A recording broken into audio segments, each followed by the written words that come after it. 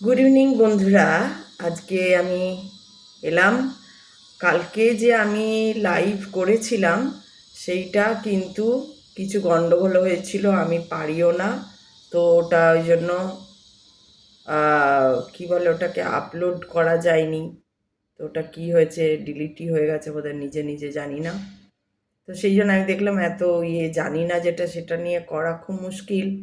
তো ওই জন্য আমি আবার এরকম করে ভিডিও করেই ছাড়বো। যতদিন না শিখে যাব ব্যাপারটা ততদিন আর করতে পারবো না।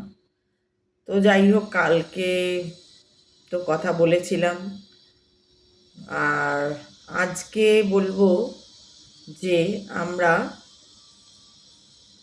কি করলে আমরা নিজেরা একটু ভালো থাকতে পারি, এটা নিয়েই আলোচনা করি। যে কী করলে আমরা নিজেরা ভালো থাকতে পারি। আমরা সবাই কিন্তু ভালো থাকতে চাই। ভালো মিন্স যে কোনো অশান্তি হবে না, কোনো মানে বাধা বিপদ থাকবে না, বা এই বাধা বিপদ তো থাকবেই, জীবন চলতে গেলে তো বাধা বিপদ হয়ই, আসেই। তো সেটা যাই হোক, কোনো রকমে সেটাকে করে মানে আমরা শান্তিতে যাতে থাকতে পারি, সবাই মিলেমিশে থাকতে পারি, সেটাই আমরা চাই, সবাই ভালো থাকতে চাই আর কি। এবার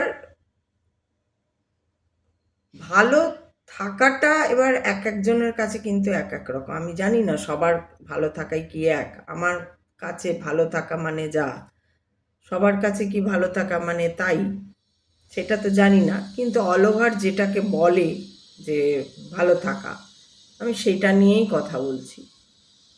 তো ভালো থাকার ক্ষেত্রেও কিন্তু কালকেও ওই ধর্মটা এসেছিল মাঝখানে, ধর্ম নিয়ে বলেছিলাম।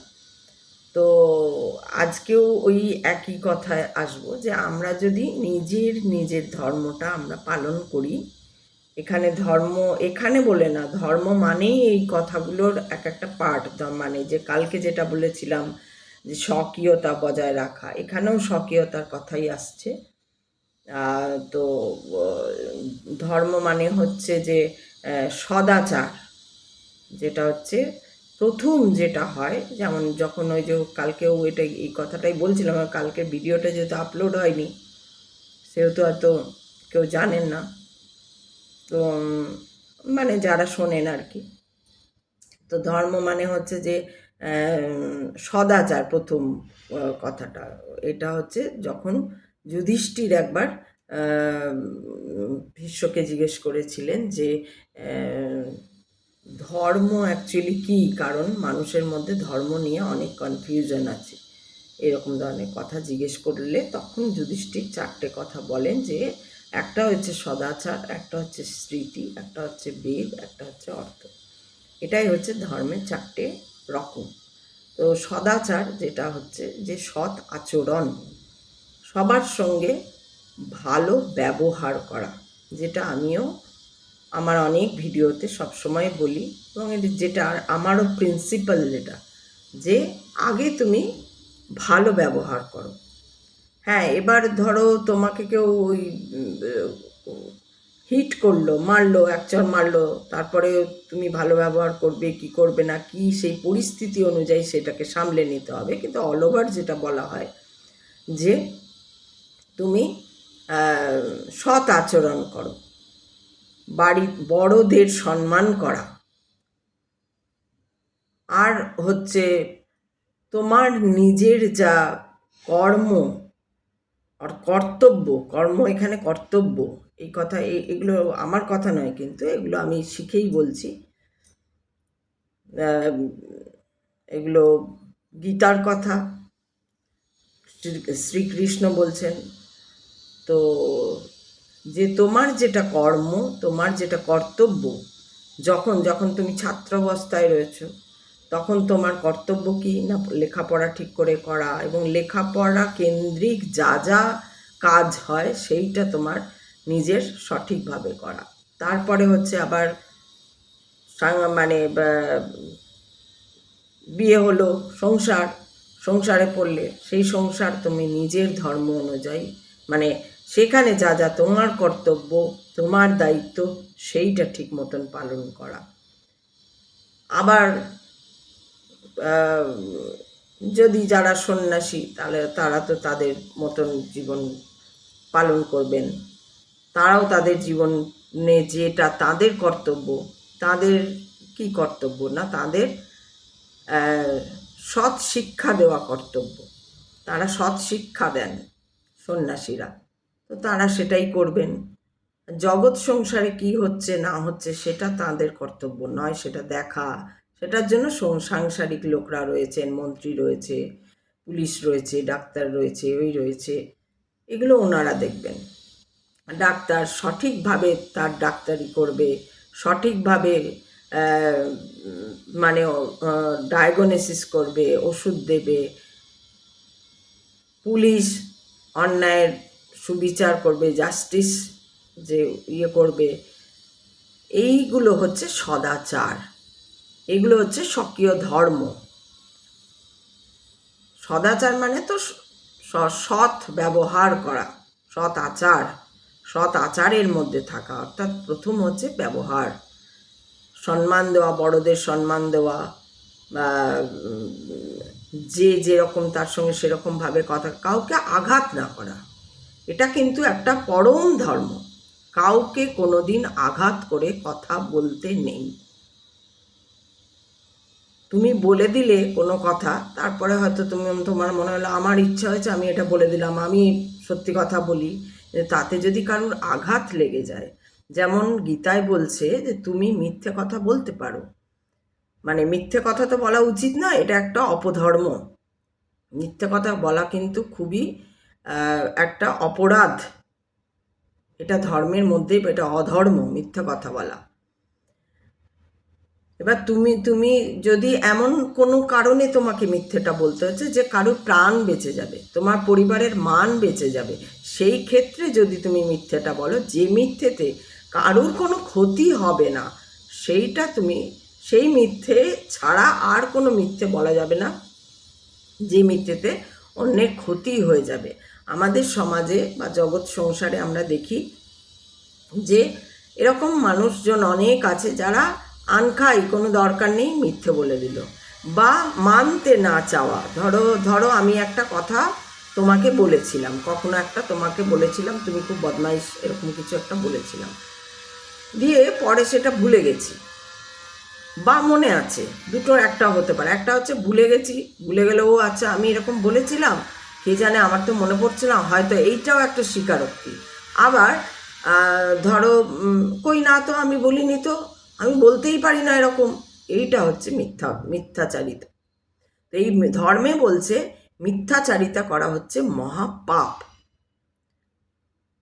তো আমরা কিভাবে ভালো থাকবো না, আমাদের এই ধর্মটাকে মেনটেন করতে হবে, আমাদের সদাচারে থাকতে হবে, আমাদের নিজ নিজ যে দায়িত্ব কর্তব্য সেগুলোকে পালন করতে হবে, আমার যা কাজ সেইটা করতে হবে, এবং সেটা সঠিকভাবে করতে হবে, সুন্দর আচার, এবং তার সঙ্গে হচ্ছে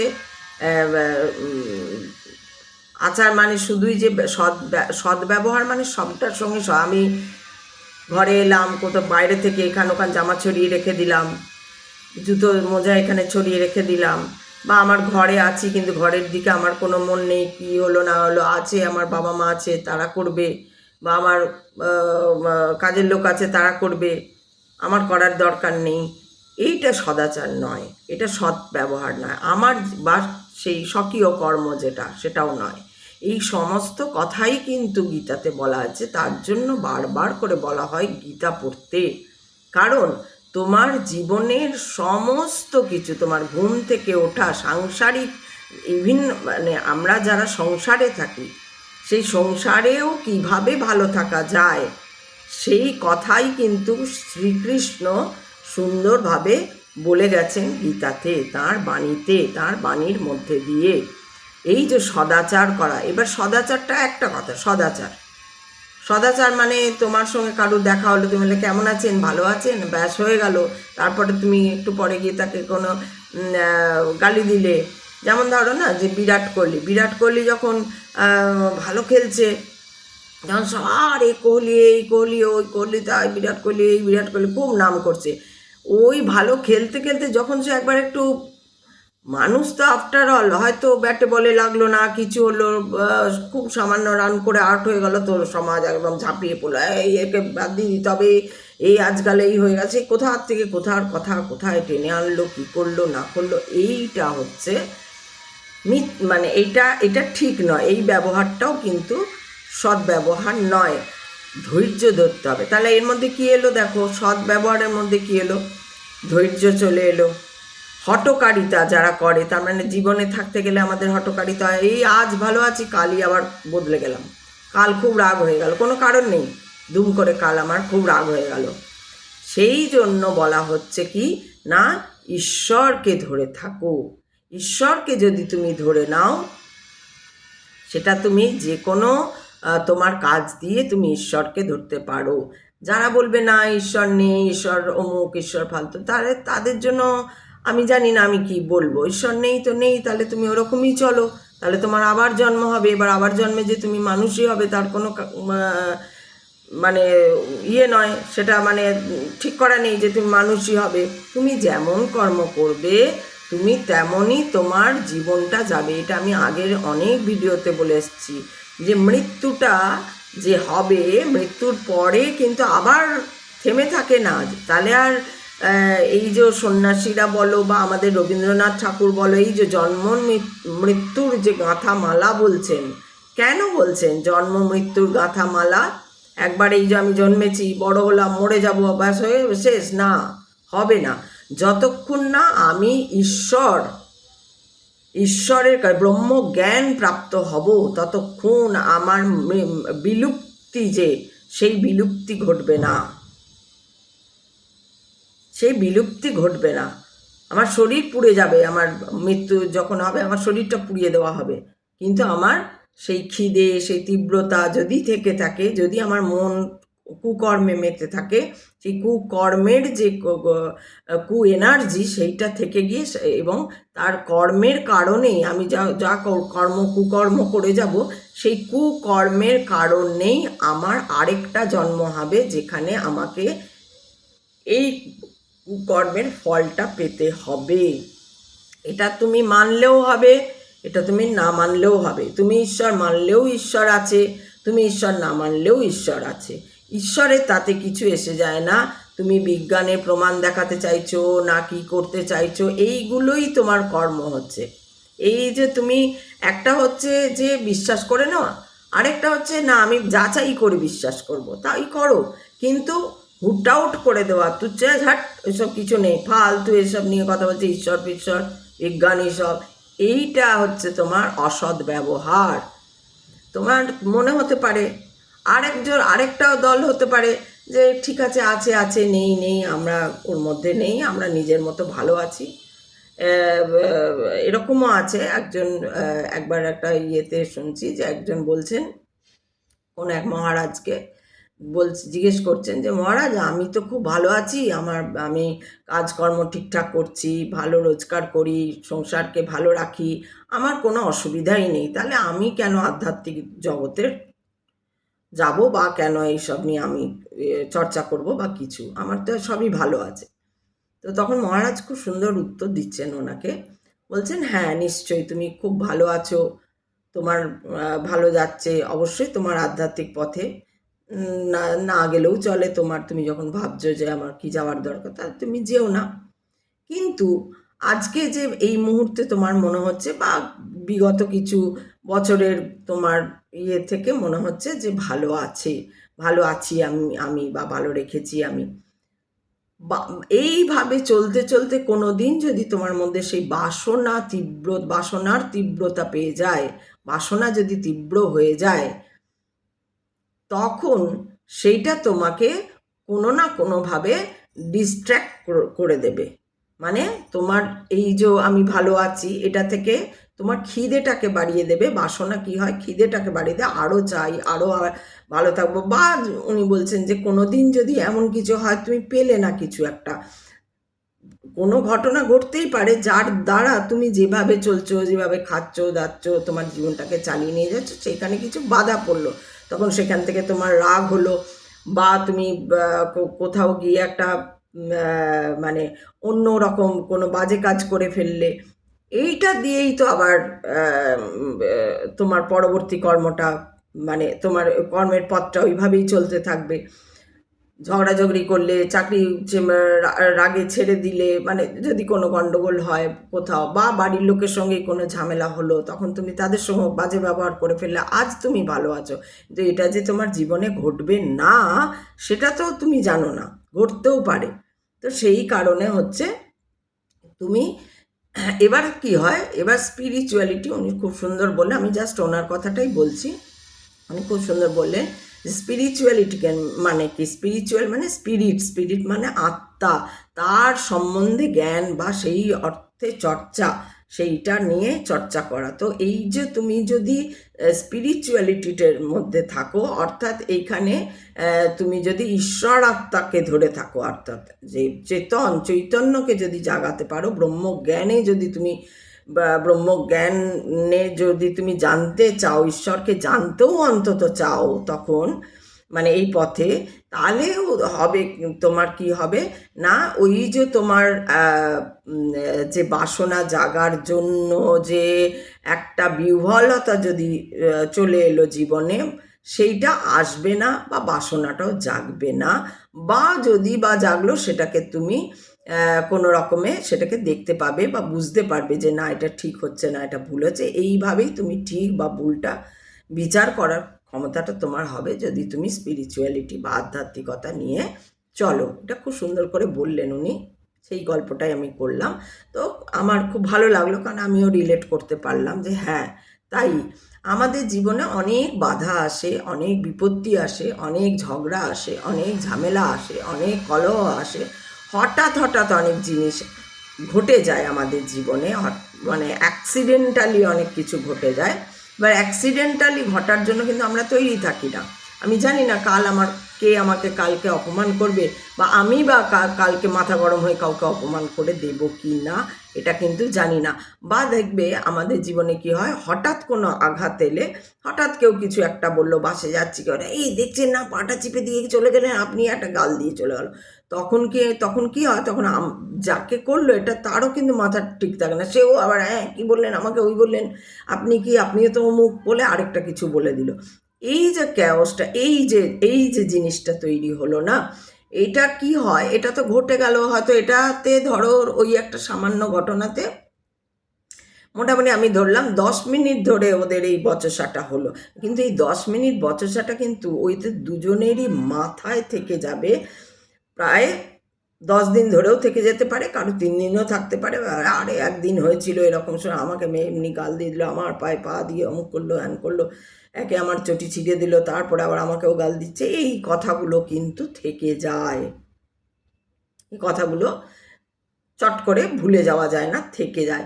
এবার যখন তুমি ঈশ্বরকে ধরে থাকবে না, তখন হয়তো সেই মুহূর্তটায় তুমি বললে, হ্যাঁ আমাকে এই করলে, এই তুমি বলে দিলে এরকম, তুমি করে দিলে এরকম, তুমি মেরে দিলে আমাকে, তুমি গাল দিয়ে দিলে আমাকে, আমি এরকম তুমি এরকম, তুমি একটা কিছু বলে দিলে, কিন্তু সেই বলাটা মধ্যেও একটা খুব খারাপ এমন কিছু থাকবে না। দ্বিতীয় রাগই হবে, রাগ কিন্তু ওখানেও হচ্ছে, ঝগড়াই ওটা, রাগই ওটা, কিন্তু ওটার ডেন্সিটিটা কম। ওটা কি হলো, এরপর তুমি যখন যদি ঈশ্বরের পথে থাকো, সেই যে শক্তিটা, পাওয়ারটা, সে তোমাকে কি করবে, আস্তে আস্তে না না না না না, মানে সে তোমাকে কোনো না কোনোভাবে সরে এসো, সরে এসো, এর ভেতর থেকে দেখবে তুমি বলবে তুমি সরে এসো, আমি আছি, তুমি সরে এসো, তুমি সরে এসো, তুমি সরে এসো, আমি আছি তো, আমি আছি তো, আমি আছি তো, তুমি না, তোমার না, তুমি পার্সনটা আর নয়, এবার যা করার আমি করব। মানে এইভাবে তো বলে না, কিন্তু এগুলো তোমার মনের মধ্যে আসবে, দেখবে তুমি আস্তে আস্তে আস্তে আস্তে তুমি, এবার সে হয়তো চেঁচিয়েই যাচ্ছে, তুমি কিন্তু চেঁচাচ্ছ না, তুমি কিন্তু চুপ করে, এইটাই হচ্ছে ঈশ্বর ধরার, মানে ঈশ্বর ধরে চললে তুমি কিভাবে ভালো থাকতে পারো। ঈশ্বরকে যদি তুমি ধরে নাও, সব যদি তুমি ঈশ্বরের উপর চাপিয়ে দাও, হ্যাঁ অ্যাজ এ পার্সন তোমার সেই মুহূর্তে তোমার একদম অ্যাজ ইউজুয়াল যেটা হওয়ার কথা সেটাই হবে, কিন্তু ঠিক তার পর মুহূর্তে থেকে তোমাকে ঈশ্বর, তুমি তো ঈশ্বরের হাতে ছেড়ে দেয়, এই তুমি সরে যাও, আমি আছি, আমি আছি, ঠিক আছে, হয়ে গেছে, ওটা চলে যাও, আমি আছি। এর পরেরটা ও দেখে না, এর পরে আর তারপরে হচ্ছে 10 দিন ধরেই চাচা কাছে যাই করুক, যা আরো গালাগাল দিক, আরো মারুক, মানে মারতে তো পারবে না তোমাকে, তো ঈশ্বর তো গার্ড দিয়ে আছে, তো মারতে টাচ তো করতে পারবে না, কিন্তু গাল দিতেই পারে। হয়তো অন্যর কারোর কাছে বলছে, ও, তোমারই চেনা বা যাই হোক, যেখানেই বলছে, ফেসবুকে বলছে তোমাকে, তোমার চেনা, তুমি সেগুলো শুনতে পাচ্ছ, কিন্তু সেখানেও দেখবে যদি তুমি শুনতেও পাও, তুমি জানবে যে ঠিক আছে, মানে তোমার আর ভেতরে কিছু হচ্ছে না। এইটা হচ্ছে ঈশ্বর ধরার উপকারিতা বলতে পারো, যা ঈশ্বরকে ধরলে এইভাবে আমরা নিজেদেরকে আস্তে আস্তে আস্তে আস্তে শান্ত করতে পারি, কারণ ঘটনার তো ঘটতেই পারে। আর ঈশ্বর যদি থাকেন, তিনি সবসময় এরকম ঘটনা ঘটিয়ে তোমাকে একদম বলে না খাঁটি সোনা, কোষ্ঠী পাথরে ঘষে ঘষে ঘষে ঘষে তোমাকে খাঁটি সোনা বানাতে গেলে এই রকম ধরনের ঘটনা, তুমি যতই ঈশ্বরকে ধরে থাকো সারা জীবন মারতে দম তক তোমার পরীক্ষা নিয়ে যাবে, মারতে দম তক তোমার পরীক্ষা নিয়ে যাবে, দেখি তো ঠিক আছে কিনা। কারণ তুমি আজ ঠিক আছো, তুমি তো এমনিতে অ্যাজ আ পার্সন তুমি রয়েছো না, শরীর তো রয়েছে, শরীরের সমস্ত খিদে, শরীরের সমস্ত মানুষের যে রক্ত মাংসের শরীরে যা যা থাকে ষড়রিপুর মধ্যে দিয়ে তুমি যাচ্ছ, তুমি খাচ্ছ দাচ্ছ সবই করছো, তো সেইখানে তোমার শরীর সবসময় আগে থাকবে, আগে থাকছে। এবার যেহেতু থাকছে, এবার তুমি যেহেতু ঈশ্বরকে ধরে রয়েছে, ও কি করছে, ও কিন্তু খুব সতর্ক রয়েছে, কারণ তুমি তো ঈশ্বরকে সবসময় এই তুমি আছো, এই তুমি আছো, এই তুমি আছো। এই কদিন আগেই আমি একটা ভিডিও করে বলেছিলাম যে আমি সবসময় তাকে সামনে রেখে দিই, ভাই আমাকে কেউ গালি দিক, আমাকে এক চড় মারুক, আমাকে বাজে কথা বলুক, আমাকে মিথ্যে কথা বলুক, সব আগে তুমি পাচ্ছ, তারপরে আমি পাচ্ছি। এবার যখন ধরো বলে বলে তো দিই, এবার ধরো হট করে তুমি আমাকে কিছু একটা বলে দিলে, গালি দিয়ে হট করে দুম করে একটা কিছু ঘটনা ঘটলো, দুম করে কেউ ধাক্কা দিয়ে চলে গেল, দুম করে কোনো একটা ঘটনা অ্যাক্সিডেন্টালি যে ঘটনা, অ্যাক্সিডেন্ট মানে আমি কার অ্যাক্সিডেন্ট মানে পড়ে শারীরিক ইয়ে বলছি না, মানসিক অ্যাক্সিডেন্টাল ঘটনা যখন ঘটছে, তখন হয়তো সেই মুহূর্তে তুমি করবেই, অ্যাজ ইট ইজ তোমার যে পার্সন আছে সেও ওই ধাক্কাটার মানে অপোজিট ধাক্কা সেও দিতে চাইবে, দেবেই, কিন্তু কিন্তু এখানে ঈশ্বরকে যেহেতু তুমি ধরে আছো, তুমি যদি তোমার ধর্মটা ঠিক করে চলছো, তাহলে ঈশ্বর তোমারও হাত ধরবে, এবং সেইখানে কি হবে, ঈশ্বর তোমাকে বলে ঠিক আছে ওটা হয়ে গেছে, চলো হালকা করো হালকা করো, তখন ও তোমাকে আস্তে আস্তে ওর নিজে, এই যে আমি বলছি আমি, তারপর এই আমার আগে ঈশ্বর আছে, তখন সত্যি ঈশ্বর সামনে দাঁড়িয়ে গিয়ে আমাকে প্রোটেক্ট করবে, তুমি আর না, এবার আমি আছি, এবার যা বলছে আমি নিচ্ছি, আমি শুনছি, আমি দেখছি, তোমাকে আর কিছু করতে হবে, তুমি সরে যাও। তো তোমাকে এরকম করে সরিয়ে দিয়ে সে এবার যে ধরো তোমার সঙ্গে ঝগড়া করছে, হোক বস হোক যাই হোক, যে ক্যারেক্টারটা যাই হোক, যে ঝগড়া করছে, গালি দিচ্ছে, উল্টো পাল্টা বলছে, মিথ্যে মিথ্যে কথা কিছু তোমার নামে বলে দিচ্ছে, রটিয়ে দিচ্ছে, কিন্তু সেখানে তুমি জানবে তোমার ঈশ্বর আছে, তোমাকে আর চিন্তা করে কোনো উত্তর দিতে হবে না। এইভাবেই তুমি নিজের জীবনে যদি ভালো থাকতে চাও, তখন দেখবে এইভাবেই তুমি আস্তে আস্তে আস্তে আস্তে আস্তে, আর ঈশ্বরও দেখলো যে আমি এর পরীক্ষা নিতে গেলাম ঠিকঠাক আছে, তখন ও আবার তোমাকে এক ধাপ করে ওঠাবে, কারণ ওর তো যাচাই হচ্ছে, কোষ্ঠী পাথরে ঘষছে তোমাকে, তুমি যেই ঈশ্বরকে সঁপে দেবে, তখন থেকে ও কোষ্ঠী পাথরে তোমাকে ঘষতে থাকবে, দেখি তো সত্যি ভালোবাসে না মুখেই ভালোবাসি ভালোবাসি বলছে, সত্যি আমার উপর ভরসা আছে, নাকি মুখেই বলছে ঈশ্বরের উপর ভরসা আছে, সব সঁপে দিয়েছে, মুখে বলছে, সেটা ঈশ্বরই বিচার করবে, ঈশ্বরই তোমাকে ওই রাস্তায় নিয়ে যাবে, ঈশ্বরই ইচ্ছা করে তোমাকে ঝগড়া লাগিয়ে দেবে। ঈশ্বরই করবে এগুলো, কেন না তোমাকে পরীক্ষা করতে হবে তো। তারপর তুমি সেটা নিয়ে একদম পাগলের মতো করলে, এই করলে, ওই করলে, ছুটে ফেলে দিলে, করলে না করলে, ও বাবা, এই আমার ওপর ভরসা তোমার। আর একটা কি হলো, হ্যাঁ, ধাক্কা খেলে, ধাক্কা দিলে, তারপরে এই সরে এসো, চুপ হয়ে যাও। এইভাবে কি হবে, সমস্ত দিক থেকে, এটা শুধু একটা যে কোনো একটা ক্ষেত্রে না, এটা সমস্ত দিক থেকে। আজকে তোমরা ছোট বাচ্চা যারা আছো, পড়াশোনা যারা করছো, যারা চাকরি করতে যাচ্ছ, আরেকটু বড় বাচ্চা যারা বিয়ে শাদী সবে করেছো, তারা, এবং বড়দের ক্ষেত্রেও, সবার ক্ষেত্রেই এই এই এই এইটাই প্রযোজ্য। কারণ এটা তো আমার কথা নয়, এটা গীতার কথা। আর গীতাতে তোমার ঘুম থেকে ওঠার থেকে রাত্রে ঘুমোতে যাবে, পরের দিন আবার উঠবে, আবার যাবে, এই যে প্রত্যেকটা দিন তোমার জীবনের চিন্তা ভাবনা, কোন চিন্তায় কোন কথা বলবে, কোন ইয়েতে কোন কাজ করবে, এই সমস্ত কিছু বর্ণনা করে ব্যাখ্যা করে দেওয়া আছে।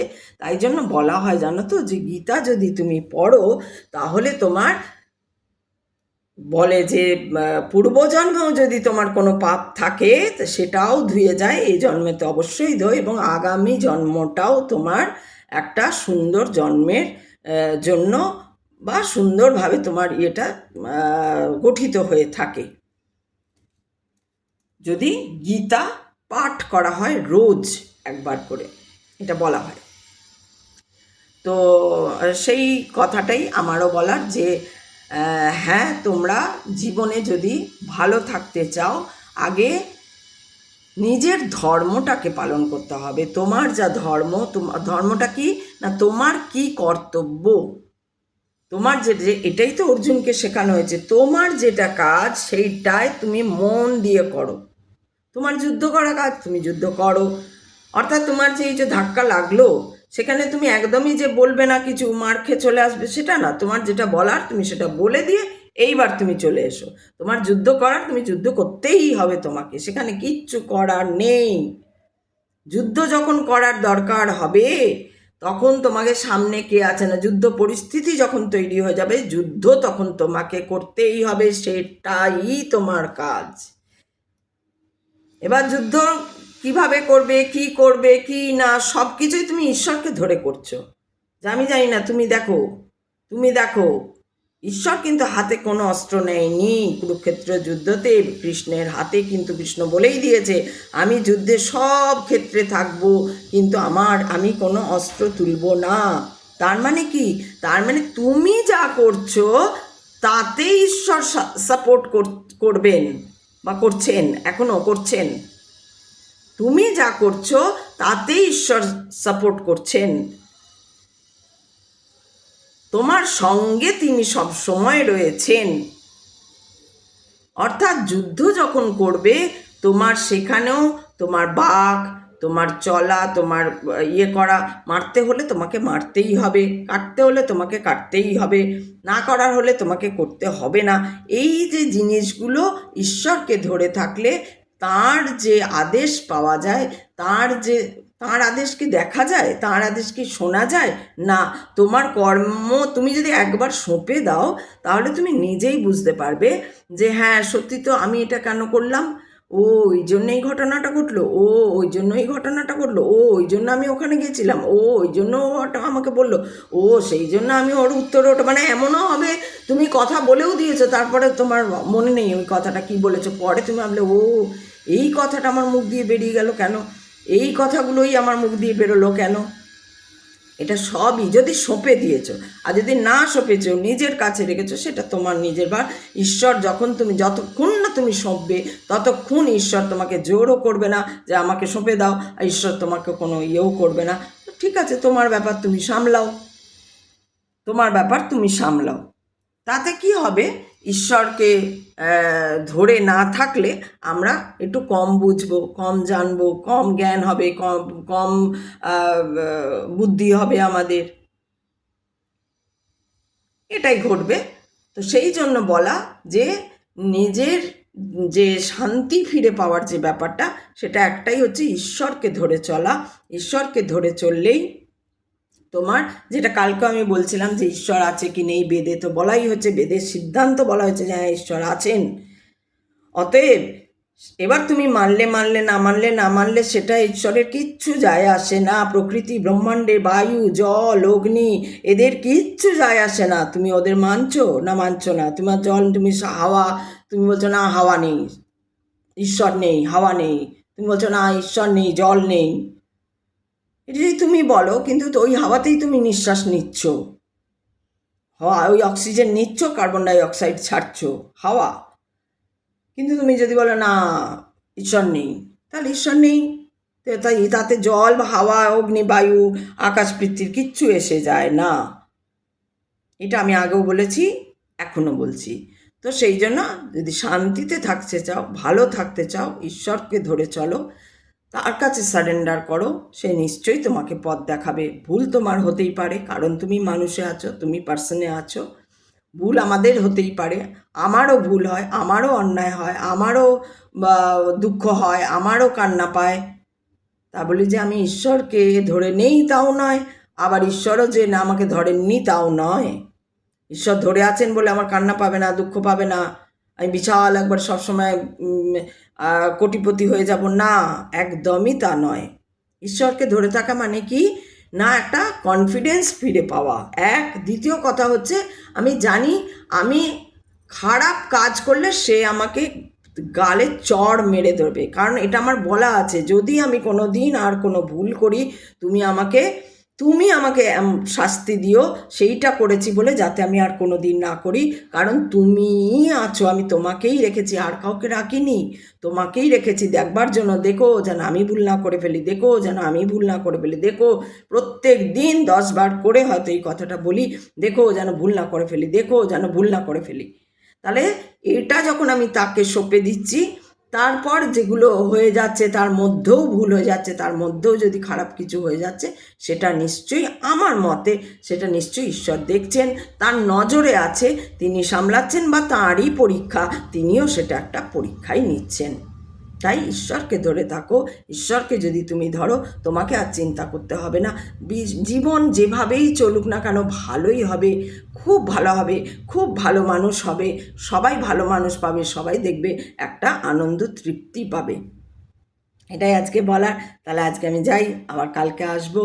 কদিন আসা হয়নি, তো যাই হোক, আজকে এলাম। কেমন লাগলো তোমরা জানিও, ঠিক আছে? চললাম, ভালো থেকো। হর হর মহাদেব, হরে কৃষ্ণ।